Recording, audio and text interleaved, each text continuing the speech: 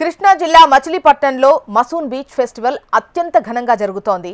ఈ ఫెస్టివల్ను చూడడానికి ప్రజలు పర్యాటకులు పెద్ద ఎత్తున తరలివచ్చారు. దేశంలోనే మూడవసారి సీ కయాకింగ్ క్రీడలను మసూన్ బీచ్ ఫెస్టివల్లో ప్రారంభించారు.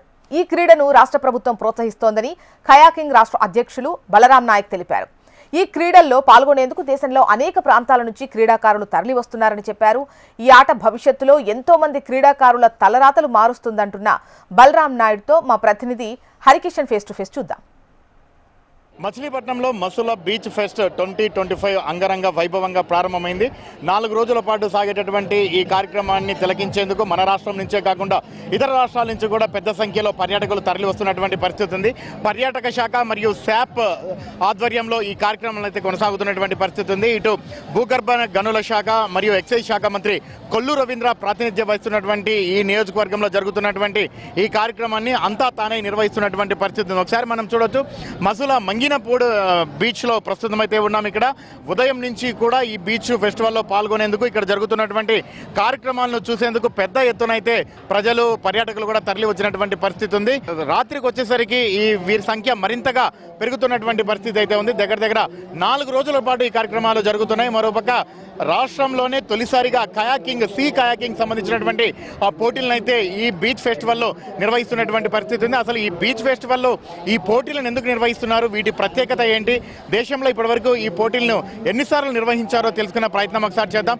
కయాకింగ్ రాష్ట్ర అధ్యక్షులు బలరాం నాయుడు ఉన్నారు. సార్ చెప్పండి, ఈరోజు ఈ కార్యక్రమం అయితే నిర్వహిస్తున్నారు. సో ఏంటి అసలు ఏం చెప్పబోతున్నారు దీనివల్ల యువతకు అలాగే పిల్లలకు? ఇది third national sea kayaking stand up paddling championship 2025 అండి. ఇక్కడ మంగినపూడిలో ఫస్ట్ టైం అది ఆంధ్ర హోస్ట్ చేస్తుంది. ఇక్కడ చాలామంది జనం వచ్చారు. ఇది Machilipatnam the gate way of Amaravati, అంటే మనం సముద్రం వైపు చూస్తే అమరావతికి ఇదే గేట్ వే. సో ఇక్కడ కండక్ట్ చేయడానికి ప్రధాన కారణం ఇనిషియేషన్ తీసుకున్నది కొల్లు రవీంద్ర గారు. చాలాసార్లు కాల్ చేసి పిలిచారు, దగ్గరుండి పిలిచారు, ఇనిషియేట్ చేశారు. సో ఫెడరేషన్కి మేము పర్మిషన్ తీసుకుని మూడో నేషనల్ అనమాట. ఇది ఫస్ట్ సెకండ్ నేషనల్ క్యూటికల్ తమిళనాడులో జరిగింది. ఇది కూడా మా ఫెడరేషన్లో మూడోది కాబట్టి చాలా ఘనంగా జరపాలని అనుకుంటున్నాం. ఇది ఇంతవరకు అయితే చాలా ఘనంగా జరుపుతున్నాం. ఈరోజు సీ కయాకింగ్ అనేసరికి దీంట్లో సింగిల్ డబుల్ సీ కయాకింగ్స్ ఉంటాయి. అండ్ డిసిప్లిన్స్ వచ్చేసరికి కేటగిరీ వచ్చేసరికి under 14, sub junior, junior, senior and men mixed ఉంటుంది. దీనికి వచ్చేసరికి ఇంకా డిస్టెన్స్ వైజ్ చూస్తే sprint 200, 500 technical race, 2000 metre race ఉంటుంది అండ్ 5000 మీటర్ రేస్ ఉంటుంది అనమాట. ఇవన్నీ ఏంటంటే ఇక్కడ కోస్టల్ లైన్ మనకున్న మంచి బెనిఫిట్ ఏంటంటే మనకి ఉన్న కోస్ట్ లైన్, ఆ కోస్ట్ లైన్ మనం యూటిలైజ్ చేసుకునేటట్లు మనం చూసుకోవాలి. కాబట్టి ఈ ఇలాంటి ఛాంపియన్షిప్ మన కోస్ట్ లైన్కి చాలా యూస్ఫుల్ ఉంటుంది. మన కోస్ట్ లైన్కి యూస్ఫుల్ ఉండడమే కాకుండా మన యూత్కి టాలెంటెడ్ అంటే లోకల్ కమ్యూనిటీకి అథ్లెట్స్ని తయారు చేయడానికి, మెడల్ విన్నింగ్కి యూజ్ అవుతుంది.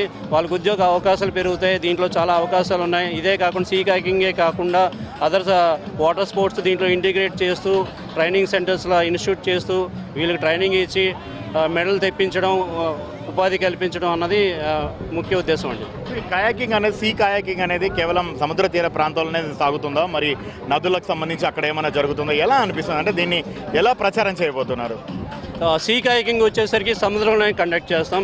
మేము నార్మల్గా కయాకింగ్ ఉంది, కెనోయింగ్ ఉంది, అవి కామ్ వాటర్లో చేస్తున్నాం. ఆల్రెడీ చాలా బేసెస్ ఆంధ్రప్రదేశ్లో మేము ఆల్రెడీ రన్ చేస్తున్నాము. పున్నమి ఘాట్లో కయాకింగ్, కెనోయింగ్ చేస్తున్నాం. ఏలూరులో చేస్తున్నాం, తిరుపతి రాయలచీరలో చేస్తున్నాం, నెల్లూరులో చేస్తున్నాం, విశాఖపట్నంలో చేస్తున్నాం. అంటే ఇప్పుడు కొద్దిగా స్ప్రెడ్ అవుతుంది. ఏపీ గవర్నమెంట్ ఇప్పుడు వచ్చి చాలా ఎంకరేజ్ చేస్తుంది. వాటర్ స్పోర్ట్స్కి, టూరిజంకి చాలా ఎంకరేజ్ చేస్తుంది. ఛాంపియన్షిప్ కండక్ట్ చేస్తున్నాయి. ఇంతకుముందు బార్వాలో కూడా మొన్న రీసెంట్గానే స్టేట్ ఛాంపియన్షిప్ కండక్ట్ చేసాం. అది సముద్రంలో చేసాం. చాలా అద్భుతంగా జరిగింది. ఇప్పుడు ఇంకా బాగా జరుగుతుంది అనుకుంటున్నాను. Thank you. మొత్తానికి మాత్రం కయాకింగ్ను నిర్వహిస్తూ అందరికీ కూడా ఆదర్శంగా నిలుస్తున్నటువంటి పరిస్థితి ఉంది. మీరు జిల్లా అధ్యక్షులా, ఎలా అనిపిస్తోంది మీకు? ఇది మొట్టమొదటిసారి మరి మన జిల్లా మంగినపూడి బీచ్లోను అలాగే మన రాష్ట్రంలో మొట్టమొదటిసారి జరుగుతుంది. ఇందుట్లో sub juniors, juniors, seniors, masters 4 ఈవెంట్లో సుమారు 300 పార్టిసిపెంట్స్ 25 రాష్ట్రాల నుంచి జరగడం జరుగుతుంది. Okay, thank you.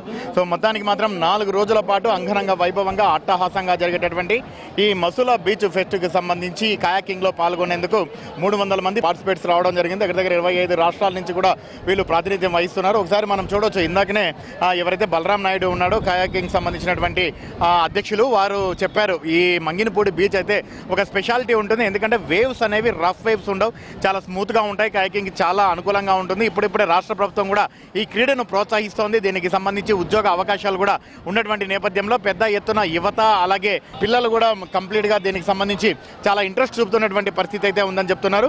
మొత్తానికి మాత్రం మంగినపూడి బీచ్లో నిర్వహిస్తున్నటువంటి మసులా ఫెస్ట్ అయితే అందరినీ ఆకట్టుకున్నటువంటి పరిస్థితి అయితే ఉంది. మరొక 4 రోజుల పాటు ఈ కార్యక్రమం నిర్వహిస్తుండడంతో పెద్ద ఎత్తున అందరినీ కూడా రావాలని, పర్యాటకుల్ని అలాగే ఇటు ప్రజల్ని రావాలని చెప్పేసి కూడా ప్రభుత్వం ఆహ్వానిస్తున్నటువంటి పరిస్థితి అయితే తాజాగా ఉంది. కెమెరామెన్ హరీష్తో హరికిషన్, HM TV, మంగినపూడి, కృష్ణా జిల్లా.